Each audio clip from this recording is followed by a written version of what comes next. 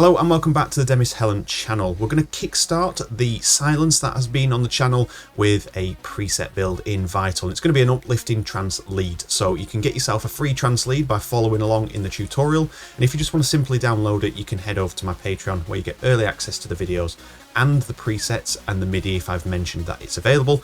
This video is just the preset, and it's going to be a preset from my Uplifting Trance collection, which is the big project I've been working on behind the scenes.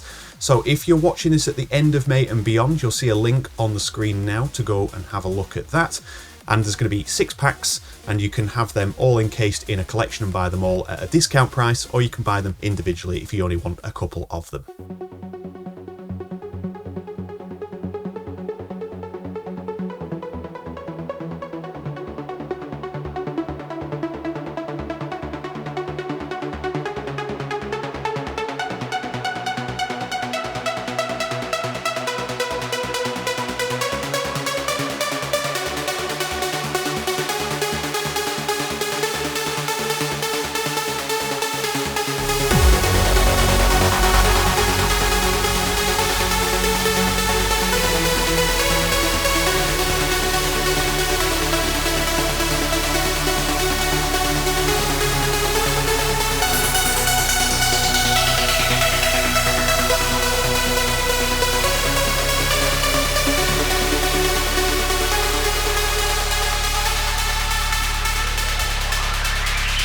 Okay, so let's get started on the preset design. If you want the glowing theme, by the way, that is a Patreon theme. If you are subscribed to Patreon, you can get it on any of the paid tiers. Just search for Vital Skins and you'll be able to get the glowing theme and the non-glowing theme. So with this, I am going to use the built-in wavetables or waveforms. We're not going to use anything external, so you can follow along at home. So here we are with the default. And I'm going to set up the sound design first. So we're going to turn this up to 8 voices. And some sort of midway detune. I don't want too much at this stage. And then with the unison, I'm going to spread this out more even across. So the voices are more even. As you can see, they're more centrally biased naturally.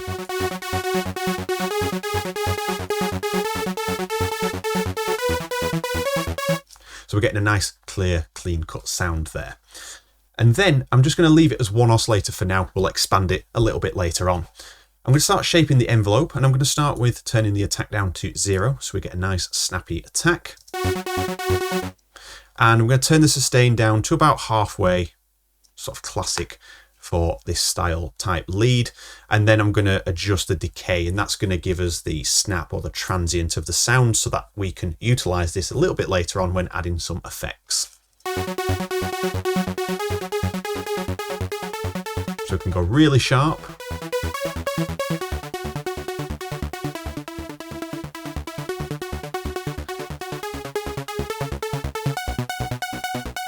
Just going to turn the sustain up a little bit. So you can see now we're getting a nice sharp point on here, instant attack, sharp point, and then we've got like a, let's say, a 75% level here across to the volume level. And then I'm going to add a smidge of release. Now, we don't want to go too far with the release, and the reason being, if we go too far, we're going to get notes overlapping everywhere, and it'll technically become a pad.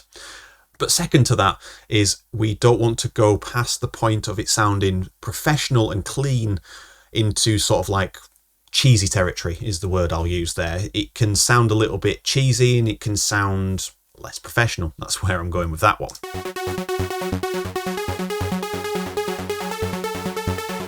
So you can see about 300 milliseconds onwards, maybe to about 400 possibly,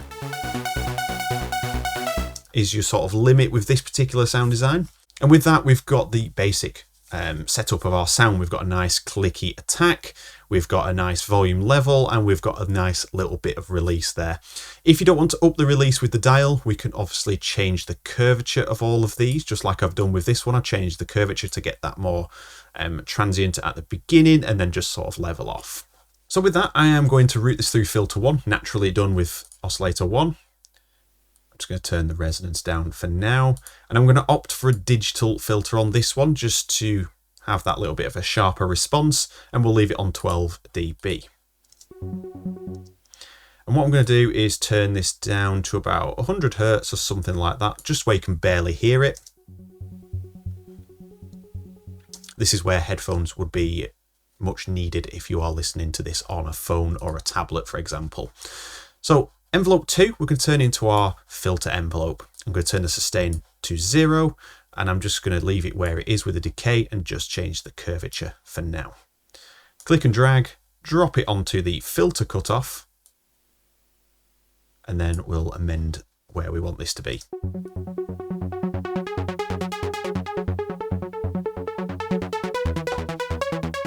I'm going to add a bit of sustain and a bit of release, so we keep that continuity of the note length.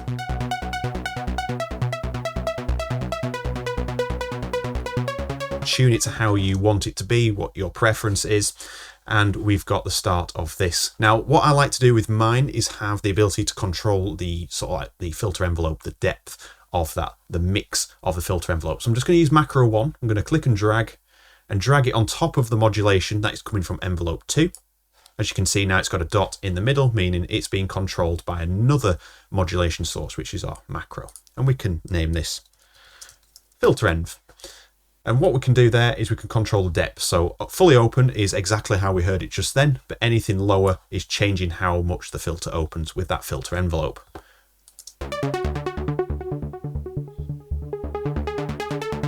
So it's sort of opposed to opening the filter using the cutoff slider, which gives you a bit of a different result. Talking of that, and we're going to attach the Modwheel, clicking and dragging onto the cutoff. Be careful not to try and drag it on top of here, which we can't do, but make sure it's attached to the cutoff, and then we can open the cutoff here with the Modwheel.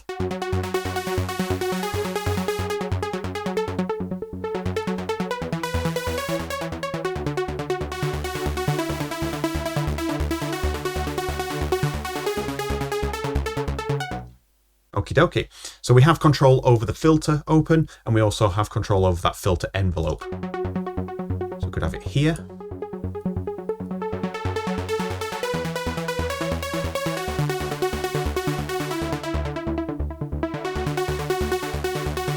Perfect. So we have control over the entire sound. Now that's just one sound at the moment. That's just one layer. We've got everything that we need in there. What we can do is jump into the second oscillator, make sure it's routed to filter 1. And you can do this down here as well by clicking these buttons on the actual filters, which will automatically route it. If you turn it off, it'll go to a default, which is the effects. And what we're going to do with this one is turn this level down, and we're going to turn this up to 8 voices, and we're going to straighten these out. So roughly similar to the one above, 14 spread, and we're going to mix this in. Bring this level down as well, and then I'm going to offset them. So even though they've got detune on, I'm going to offset the fine tunes just a little bit either direction, so we get a little bit more width and texture out of the sound.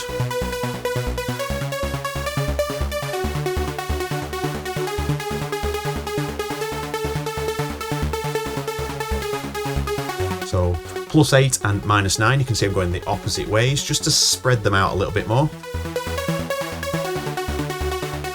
So before, and then we can just click undo actually. You can hear that they spread out a little bit more, and you can experiment, you can go further than that depending on how much detune you want, to the point that it's unusable. So we could go to -20 and +20. As opposed to before. So what we're going to do is we're going to run with the +21 and the -20, because that actually does sit a little bit closer to what I was having in mind in this preset creation. So it sounds like we've turned up the detune more, but we haven't. So there's means and ways of sort of getting around this without actually just cranking up the detune and trying to deal with all the voices at once. And then what we can do is add a third layer in. I'm also going to send oscillator 3 to filter 1, and I'm going to hold shift, drag upwards so it's 1 octave above, and we'll mix that in so we get a little bit of top end coming through, and it'll help it cut through the mix as well.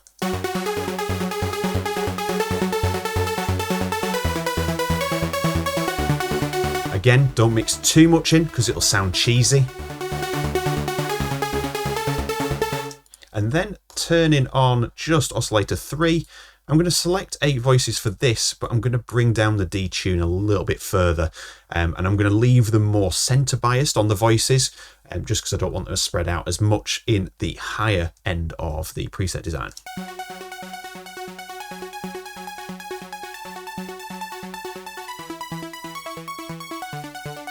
So about 8% sounds good, and then mixed in.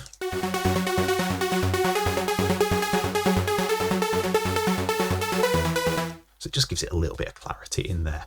And then as an optional extra, we can add in white noise. So what I'm going to do is send this to filter number 2.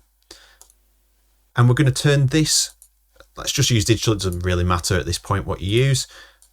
And I'm going to switch this around to a high pass. And I'm just going to make sure only the higher frequencies come through on the white noise. Let's have a listen. Something along those lines. And then I'm going to send this to filter 1. So by clicking filter 2 has to go through filter 1 before it carries on to the effects and out to the main out here. So if we take a look at this, if we close the filter envelope, you'll hear the white noise also sort of like shelves off. So it has to go through here now, and then we can set the level. So turning these back on.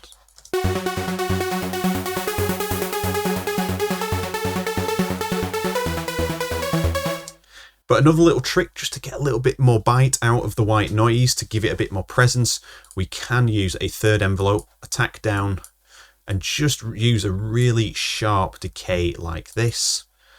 So we've got a nice sharp envelope, and we can drag and drop that onto the level. And we get a nice little slice of white noise on the top, and we can just balance that out.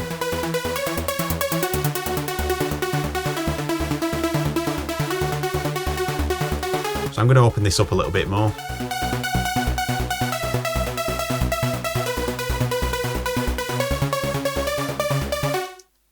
Beautiful. So we've got the basic sound, it's clean, nice, but we need to make some adjustments to this now. So I'm going to leave the filter open, and we're going to jump into the effects.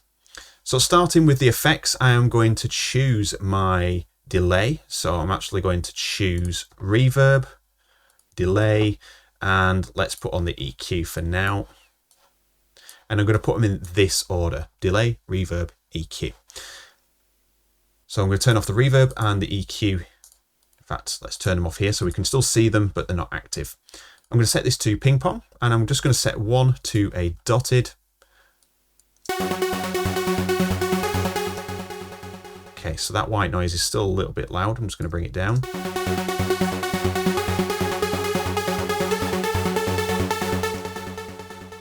And I'm just going to shave off the low end a little bit here, so there's not as much rumble in the low end, but just a little bit of a roll on the top as well, just to keep the delay from sort of overpowering the entire preset design.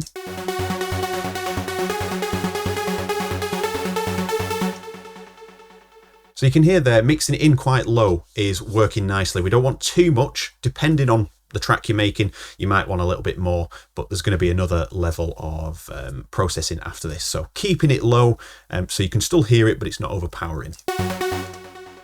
And you can control that either with the feedback or the mix. Reverb, I'm going to do the same, but I'm going to do a bit of a low cut here. I'm going to go up to about 100 Hertz, and then I'm going to bring this one down to the lowest it'll go and cut it off about 70, 80 Hertz or something like that, just to control the lows of this sound. But I'm going to let the highs come through a little bit more here. So we can just turn the gain up a little bit there. Size, about 4 seconds, somewhere in that region, 4 to 5 seconds. And I'm going to turn the size up to full. And I'm going to turn the mix up to 50 for now so I can hear exactly what's happening.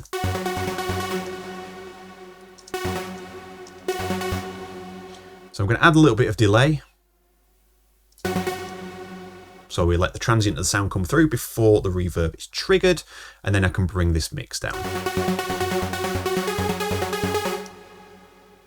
So you can still hear it tapering off in the background. I'll let you listen to that again. There's there's just enough in the background to be pulled out by our next process after this. So turning these both on, let's have a listen. Let's turn the filter down. Perfect. So what we're going to actually add in now is the compressor in multiband mode, but I'm going to put it before the EQ. We're going to use the EQ to tidy up the last part of this. Now the trick with this is to use it sparingly, but again, it's really down to the user and how you want it to sound and how it's fitting into your mix as well. You've got to sort of take context into context with this as well. So with the multiband mix at 100%, I'm just going to right click and enter value on each one of these. I'm just going to set them to 5. That will do. So they're all the same. Now you can hear it's pretty well compressed there, and we can turn the release down a little bit. Let's just say to 20% and open up the attack just a little bit to let it come through with the transient. But it's still quite mushy. We haven't got detail in there now. It's quite squashed and flat, which can work as an extra layer to thicken up your leads. But as the main lead, it's a little bit dodgy. Obviously, we've got this to 100%, even if we turned it down here. Sounds okay, but it still sounds a bit mushy. So what I'm going to show you here is these top parts are essentially your ratios for the low band and high sections here. So I'm going to turn these up, and that will reduce the ratio. So if you think about this, this is like 10 to 1 or 100 to 1. It's absolutely crushing the sound. So I'm going to open these up till they turn off, and then I'm just going to bring it back. So it's nice and open, and this is going to be like a 2 to 1 ratio. And I'm just going to bring these levels roughly the same here. So minus 27, that's roughly there. And there. And now we're going to get a nice clean sort of preset coming through this multiband.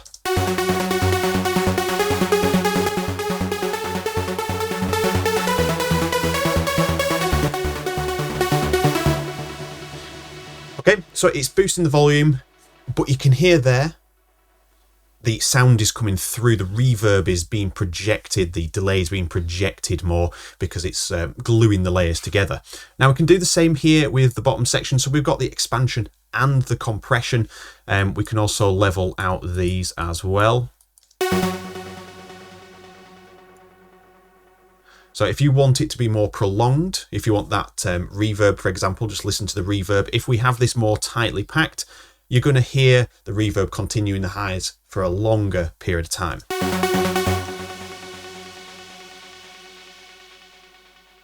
And then if I turn this down, you're going to hear it drop off pretty quickly. In fact, you can't even tell it was there. So I would be tempted to have these sort of like here, so they're not as closed as these ones. Just enough to gel the sounds together and add a little bit of glue.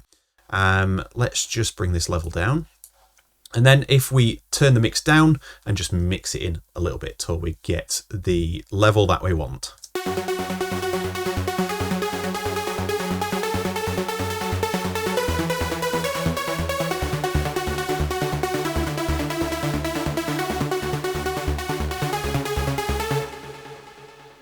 So it's bringing out the reverb a little bit more. I'm going to just crush these a little bit more so we've got a higher ratio, so it really sort of brings out the extended detail. And again, this is to personal taste. And that just keeps like a nice slight level on the bottom, almost like you're nearly layering a pad below it. Again, absolutely entirely up to you how you want it. You might want it to fall off instantly, or you might want it to hold longer. It really does depend on what you need it for. But you can see it's quite a low mix there. We could probably go for a bit lower than that and just turn up the mixes on our effects.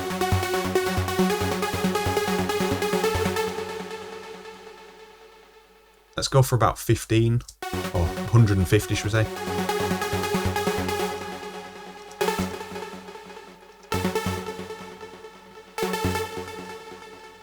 So it just gels it together a little bit. We're just trying to sort of add that little bit of flavour in there.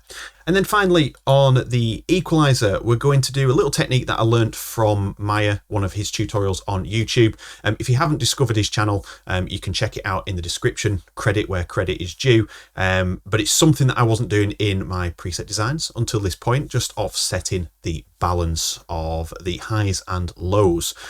So thank you for the tip, but it works an absolute treat. So putting this at the end, we want to control the sort of energy levels, the power of the lows and the highs. So we want to sort of set them so it's a little bit more, less fatiguing on the ears and just a little bit more natural and cleaner, brighter. So we're going to use a low shelf and a high shelf. So you can see just dropping that by -4, we're getting a very clean sound. Suddenly it doesn't sound muddy because obviously the low end is muddying up the sound. And it almost adds more clarity to the top because we're giving way the headroom to the higher frequencies now because we've tamed the lower. But I'm also going to create a shelf on the higher as well. And I'm just going to smooth out this S-curve by changing the resonance. I'm just using the scroll wheel. So I can hear how much more clarity comes out of the sound design just by doing that.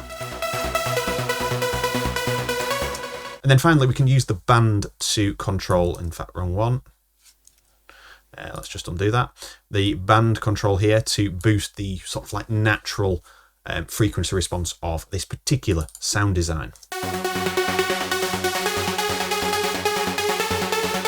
Sounds quite nice.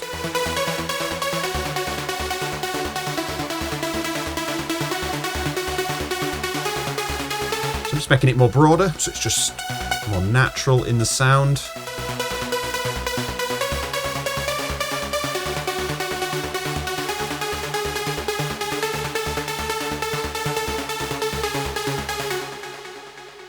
So you can hear now we've got a very nice clean preset design.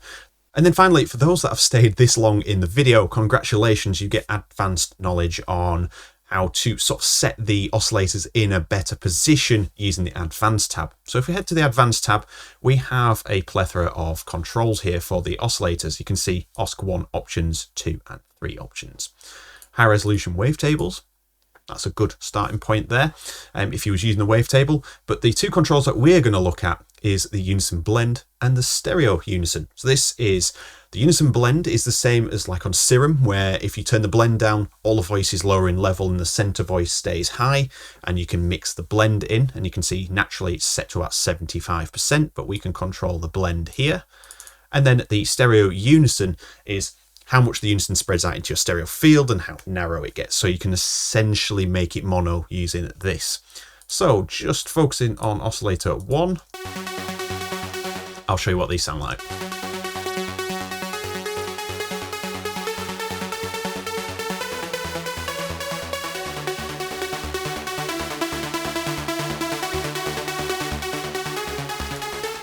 So we don't want full stereo unison every time on every single preset. And I'm going to show you this on the other side. Let me just load in span. If I still have it on here, we do. So if you look at span here, we're going to look at the correlation meter here on this side, just on this oscillator. You can see it's jumping in and out of phase. We're going from the plus to the negative phase. So that's an issue, but delay, reverb, that can all cause that to happen. But before they're even on, we can still get that movement. So if we just turn off these two, just leave these on for now. And have a look at this. Let's try and get these in the center. There we are. You can see it's still jumping in and out. So we've got an issue there. It's not going to stay in the mix very well. And what we can do is control that using the Advanced tab. So I'm just going to turn the stereo unison down to about 75%. Just leave it there. If we can get this back up here. Now you can see it's staying more in the positive side and it's not actually jumping into the other side. So it's going to be a lot easier to then to add your effects to it, and it's going to sort of stay above that 0 point on your correlation meter.